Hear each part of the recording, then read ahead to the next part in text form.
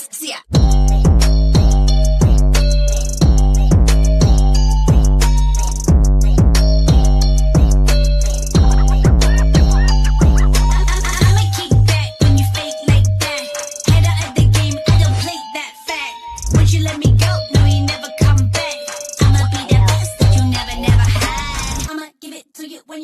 That's a lie.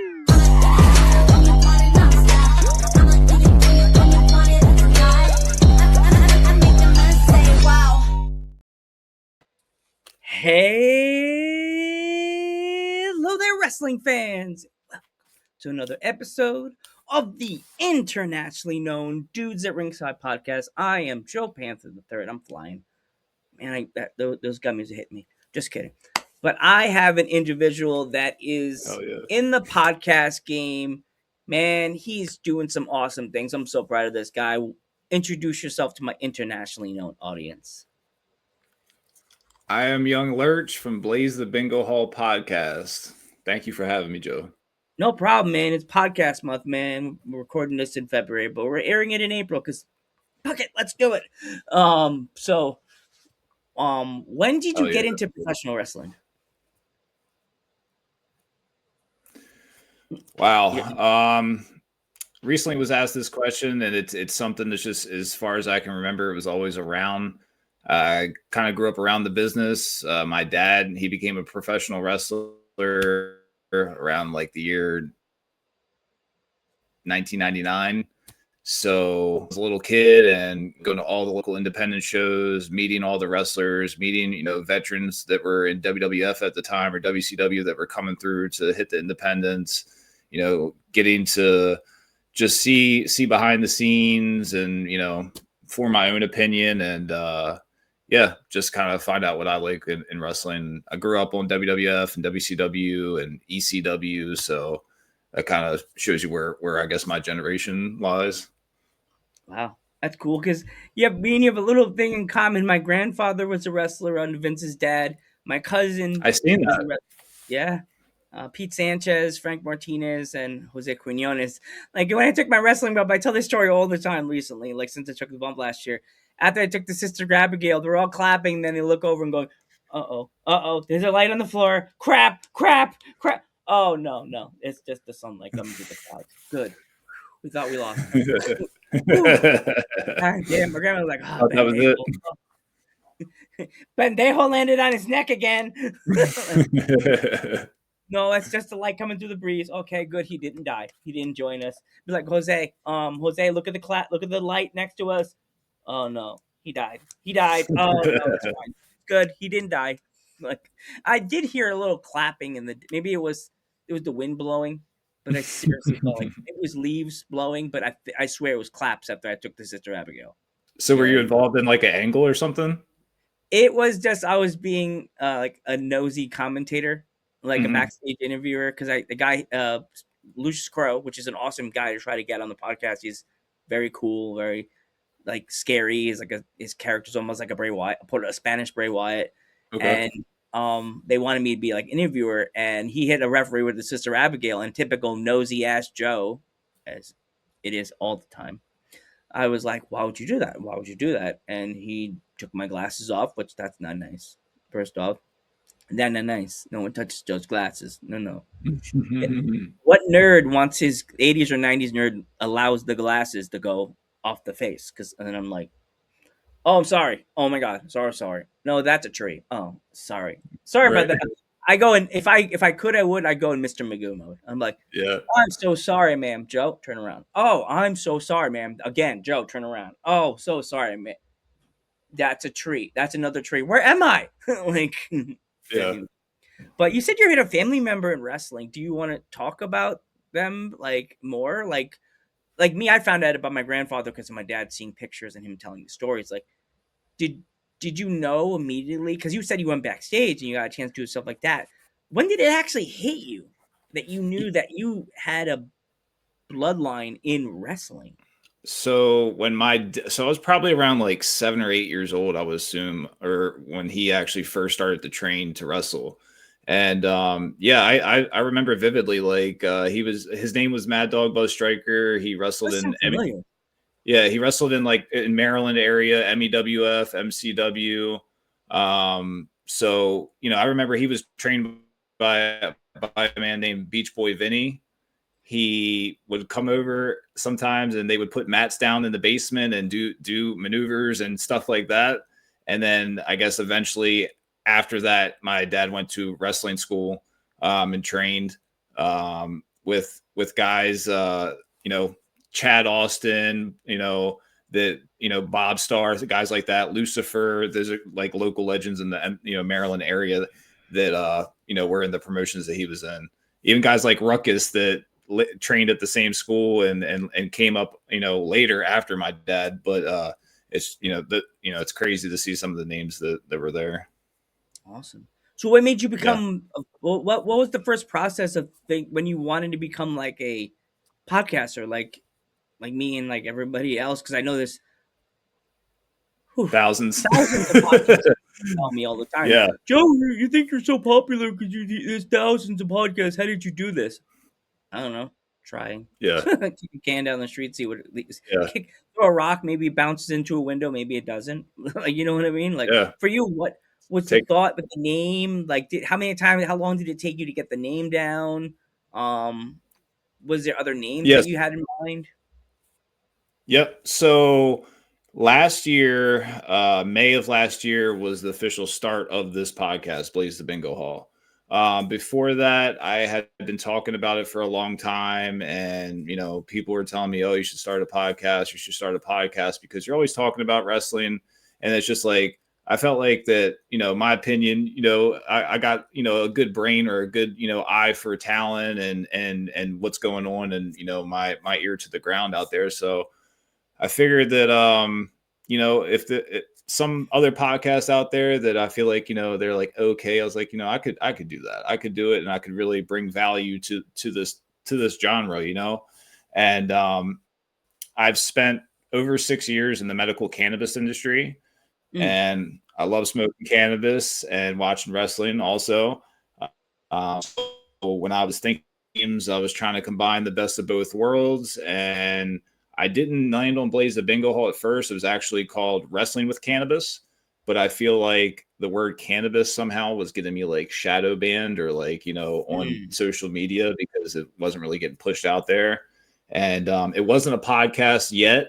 But when I actually went full blown onto the podcast, Blaze the Bingo Hall was the way I went. And it was just because Blaze, you know, smoking, whatever. And then, you know, Bingo Hall, which is usually a negative connotation in the wrestling world, which is, oh, you wrestle at a bingo hall, or, you know, you're from a bingo hall or whatever, but try to make it like a positive thing, because that's my thing, is like having conversations with these wrestlers and, you know, just trying to find a different side of them that you may not know, or a part of their story that you may be able to connect with. And if one conversation can help at least one person out there, then hey, it was all worth it. So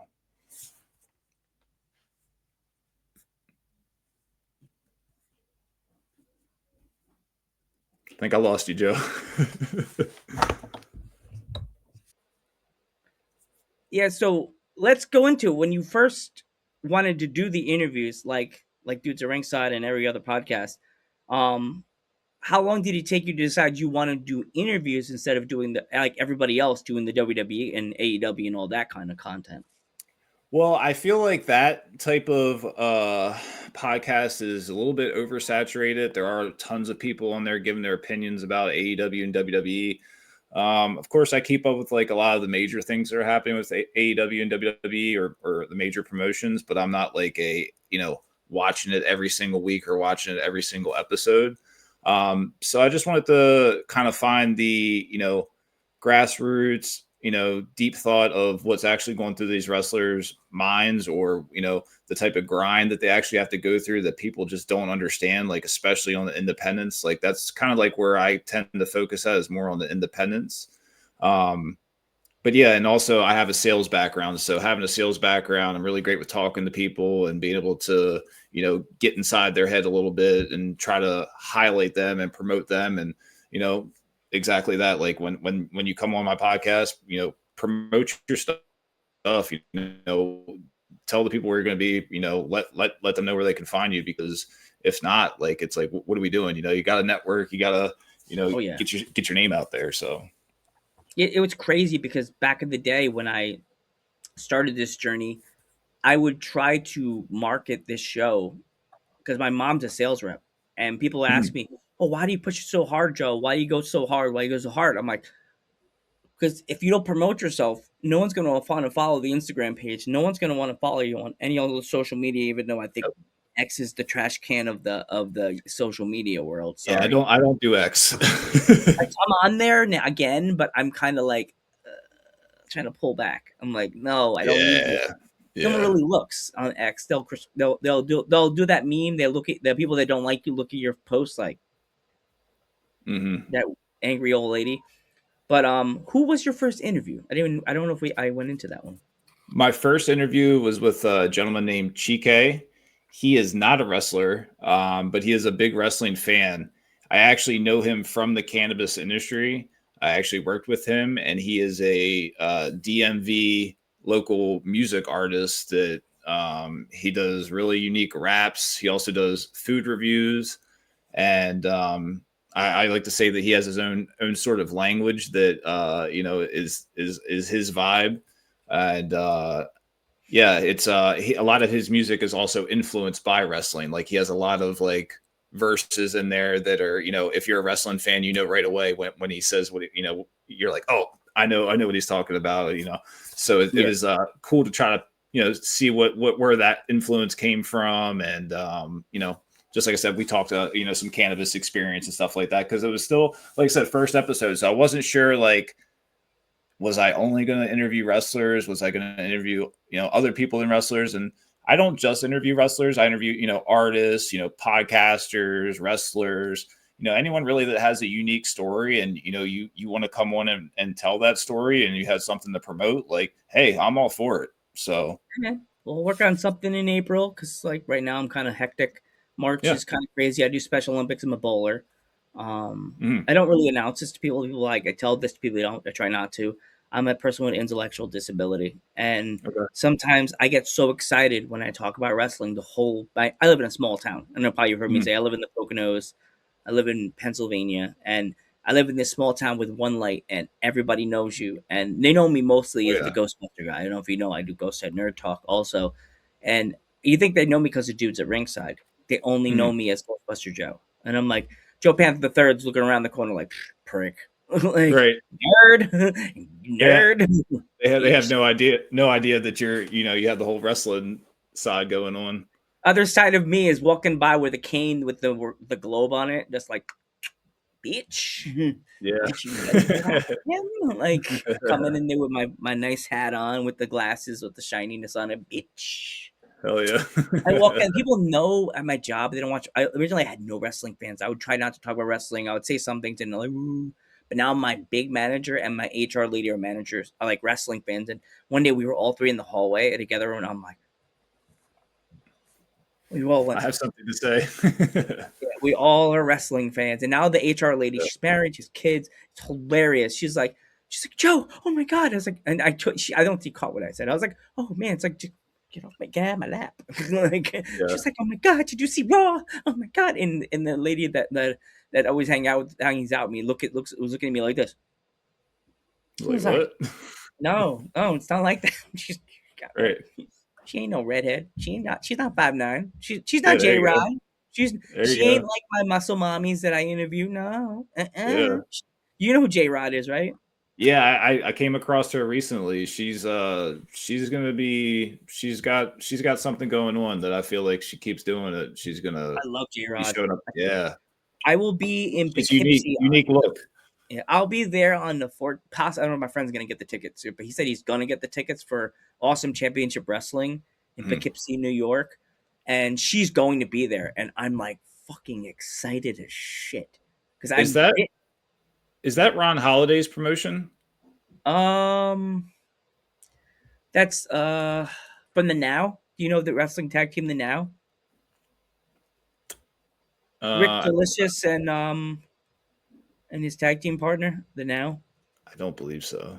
Well, they're gonna have her facing the women's champion, and I'm like, please, baby G, please, indie gods, please let J-Rod win, because she's a regular indie girl. sort of Yeah. regular girl. She works with WoW, but she's still in normal for me. And I may beg my mom to let me print her poster, the cover for the Dudes at Ringside, and have me bring it with me and be like, "Can you sign this for me, J Rod?" She'll be like, "Oh my god, really? Like $3? What? No." Yeah, I seen her recently on JCW. I guess she's just started working with them. So yeah, she's definitely got a unique look. She's got abs for days. You could like you could go Yeah. like the cartoon. The guy takes the trying to make a xylophone. He's like like Yeah. Yeah. ding, ding, Ding, ding, ding, ding. make musical instrument with her abs. Yeah, like are there anybody that's on your dream list to have on your podcast that you haven't had a chance to connect with yet?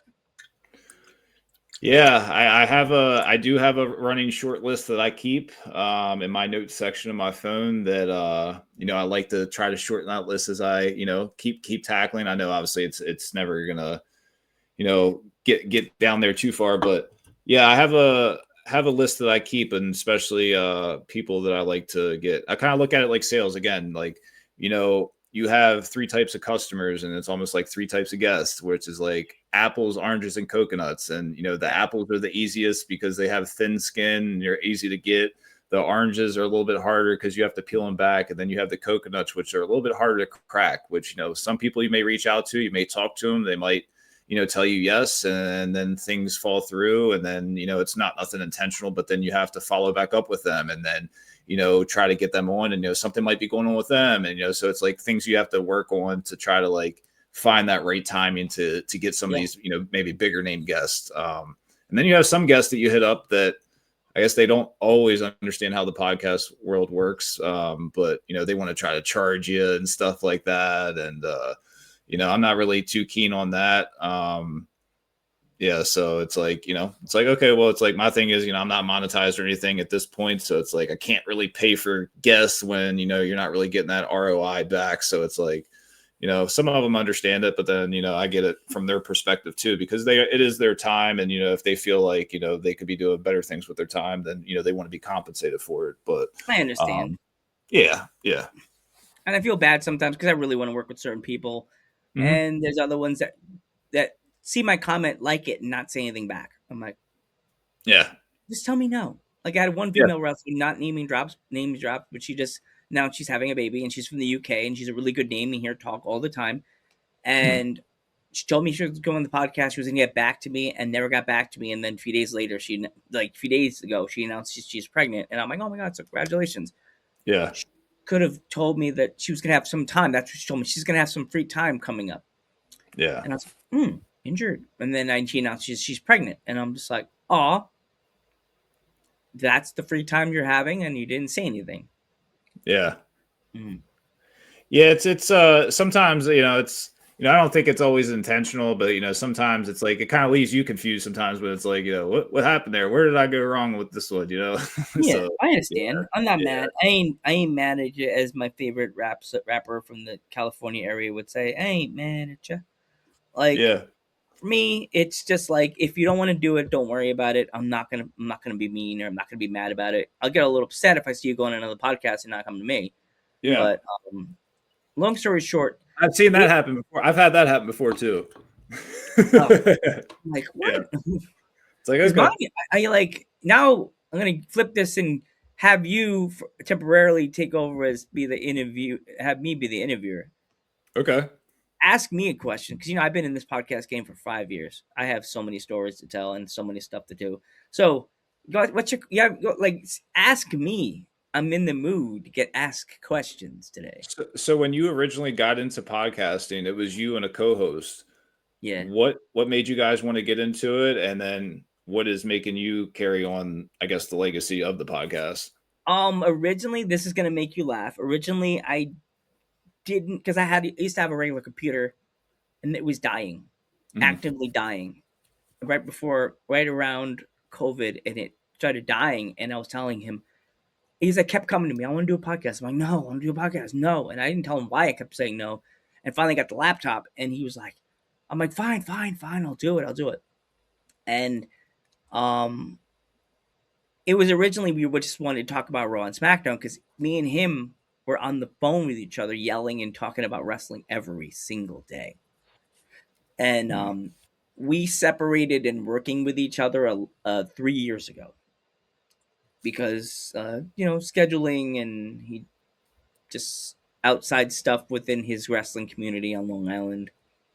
And I feel like we separated on a easy thing. For him, I'll tell you when we're not recording. It's just, I continued this podcast because it's not about him. It's not about me.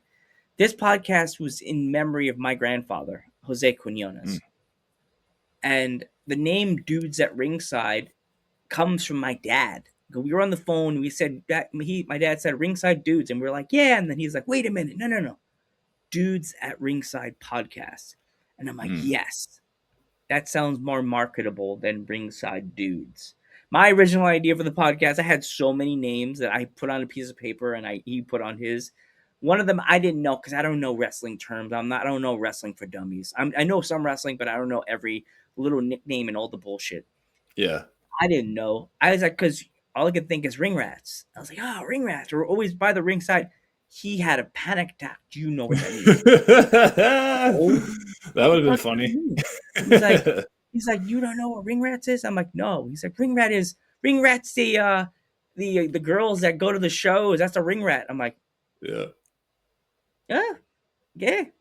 But we separated, and I just kept going. I didn't care. I just kept going on and doing this podcast and having fun. And like, to have somebody that's a sort of a political figure that's in my town. She knows that I'm a podcast. My mom has told her about, so maybe she watched, maybe she didn't. Hey, if you're watching this, she calls me the king. She's like, oh, the king is here. I'm just like, who? Where? Me? I'm like, I'm not the king. I'm a widow guy. I'm a widow guy that had a dream, and that after someone leaves you, you think that it's just gonna be but like on Stranger Things, put the book on the shelf crying and just walk away. I took that book and just kept walking and made my own shelf, made my own history with Dudes at Ringside. Yeah. These red glasses and this whole thing of Joe Panther the Third with the mustache, it's Winter Joe. So if you're seeing this in April, it's a winter episode. It was a February recording. I originally never had a mustache in my, maybe here or there. I grew the mustache, and it was growing in throughout the whole beginning of the Dudes at Ringside podcast. If you go back on his channel, and you'll see me no mustache, and then slowly get a dark mustache. The red glasses came up. These glasses, actually, I grabbed them really carefully because they're really old. They've been around for 5 years. These ones, the original ones, they were given to me by one of the coordinators of my day program I go to on Fridays around COVID. And she gave it to us as a Valentine's gift. And he was like, oh, you need something to make yourself pop. So I was like, I was already wearing my grandfather's t-shirt with a black baseball cap. And I said, hold on. I took them on, put them on. And he's like, oh, I could see the glare. Like these ones have glare. And I said, oh, all right. So I went, popped them down, popped the lenses out, put them back on. I said, okay. And as we got along, I started decorating them, making them look like they're like the little metal things in the corner, and made them look like little paws. See? Oh yeah. Little paw prints. So now that's your gimmick, right? Yeah, it's my gimmick. Yeah. Or jokingly, people would say you're just a know-it-all wrestling fan with them. And then the polos came into be because I was just wearing a second season. I was like, I need a new look. I need to add to my look. So I opened my drawer and I was looking, and it was like my ring light. My grandfather's spirit must have brightened the ring light, and I opened the little. I think you probably seen it. I had like my drawer like right here, my bureau. And I looked over, and the other door was open, and I looked, and I saw the stack of polos just sitting there. The blue one was on top that I always wear, the blue and white one, and the rest were underneath it. And I grabbed the blue and white one, and I put it on, and I sat in the chair. And then he was like, "Oh wow, look at that!" And I'm like, "What?" He's like, "Look at you. You have everybody's like, they know you." And every episode, I wear a different color polo. So I'm wearing a dark blue, it's a Penn State polo. But That's my gimmick. I'm polo. I Oh wear the yeah. polos, red glasses, and the black baseball cap. That's like everybody knows me wearing my little polos, and like it's crazy to know. People are like, are you sponsored by a polo company? I'm like, no, but look, see, Tracy made me as a pop. Oh yeah, that's awesome. See the blue and white. That's my Yeah. and the green shorts. Everybody's like, why are you wearing shorts and black shoes? That's my op underneath my gear. During the summertime, I'm wearing my green shorts. Everybody's falling. Green Summertime edition. shorts and my Crocs, like Oh yeah. as under the outfit. Um, before we go, is it if my fans want to follow you on social media? Is there anywhere they could find you, pick up anything of yours, watch any episodes? Yeah, I'm Blaze the Bingo at Blaze the Bingo Hall and everything. I'm on Facebook, Instagram, YouTube, Spotify, TikTok. And yeah, I don't do Twitter, but yeah, pretty much hit me up on any of those platforms and yeah, give me a follow, subscribe. I got like almost 200 subscribers on YouTube. I know it's a thorough 200 though, so keep striving for more. I'm on the road to 1,000, and then it's from onward and upward from there. Awesome, dude. I want to thank you so much for coming on the podcast. It really means a lot to have an awesome podcaster that's keeping this torch going. Yeah, like I am. You're holding we're holding the torch together, brother. We're like, oh yeah, man. Gotta lift each other up. Yeah, man. It's so hard because in this podcast business, everybody wants to knock each other down, and it's sad.